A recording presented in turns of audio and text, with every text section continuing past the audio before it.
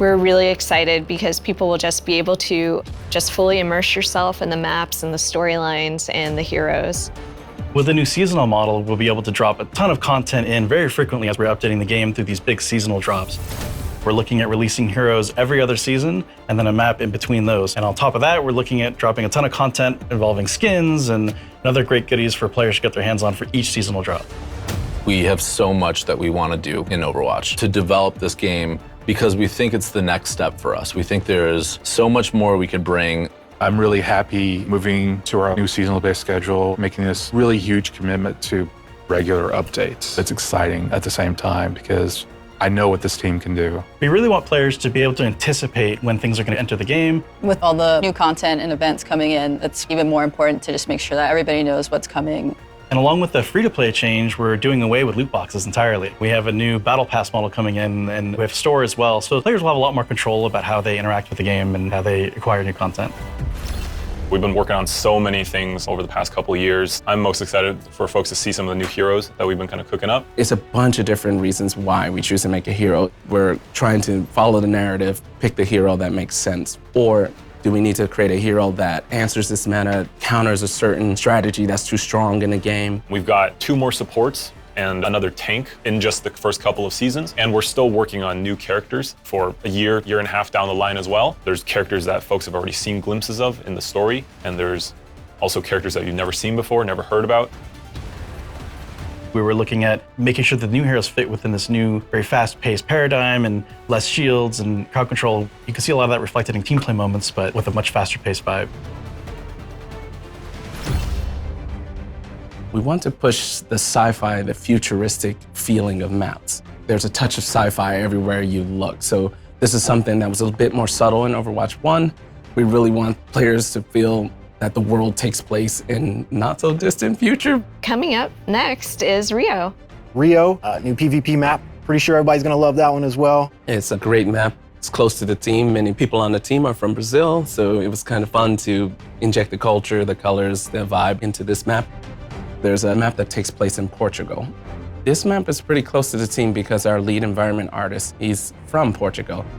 People from the location should really get a sense that we've done a ton of research and we were very inspired, and I think we captured it pretty beautifully in the game.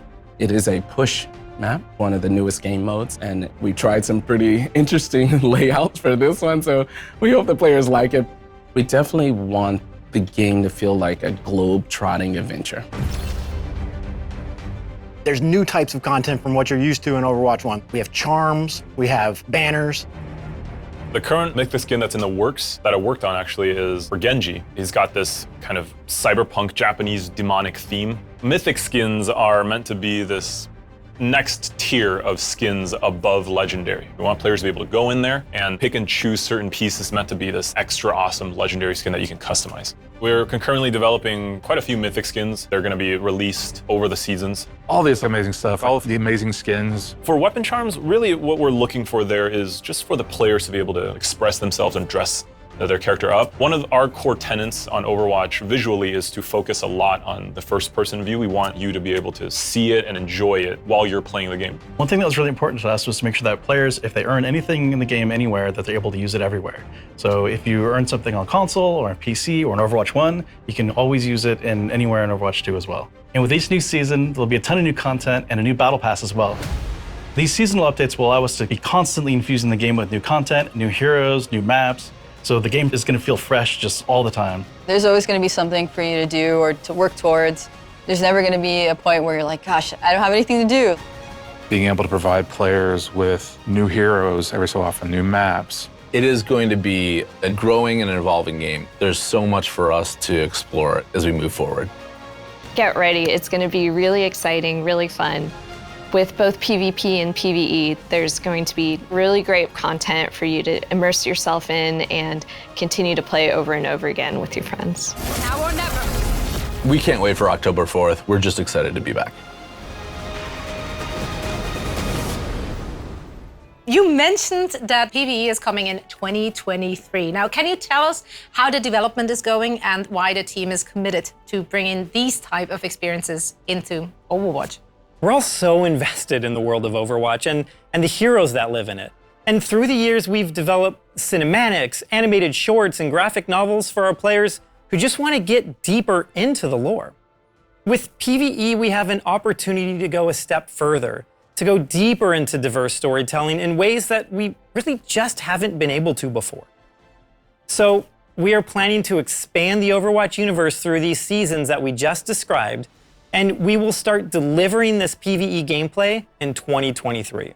PvE will be delivered through the live service, and that means we'll be able to deliver and tell more Overwatch stories and create more opportunities to experience our heroes. Here's a sneak peek at what we're working on. The team's goal for PvE in Overwatch 2 is to basically move the overall story of Overwatch forward. We've told a lot of short stories along the way. There are a lot of to be continues. It's time for us to answer those questions, close off some of those stories, ask new questions. So the new game will definitely move the overall canon of the lore of Overwatch forward. Get those doors open! For the PvP live service, for certain seasons, you're also going to get some PvE maps. You'll be fighting Null Sector in at least some of the maps. They've come back and they're mad, so it's Overwatch's job to take them out. There's going to be content for you to immerse yourself in and continue to play over and over again. A lot of the older guys from the original Overwatch team, they're coming back, but they need help with some of the younger generation like Brigitte and Lucio. So we're going to tell the story of how Overwatch basically gets back together. Another thing we want to do with the story is to showcase more of where the characters are from. For example, Torbjorn is from Gothenburg. Players will get a chance to see what Torbjorn's factory looks like. You can play PvE with your friends and immerse yourself in the world and stay inside of it a little bit longer.